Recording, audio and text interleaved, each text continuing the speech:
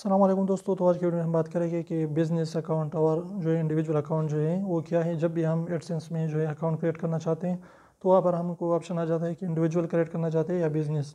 तो इंडिविजुअल ये होता है कि अगर आपके पास कोई भी बिज़नेस नहीं है या आपके पास जो है रजिस्टर्ड बिज़नेस नहीं है और उस नाम से आपका चैनल भी नहीं है तो आपने इंडिविजुअल सेलेक्ट करना है अगर आप अपने लिए जो है एडसेंस अकाउंट क्रिएट करना चाहते हैं।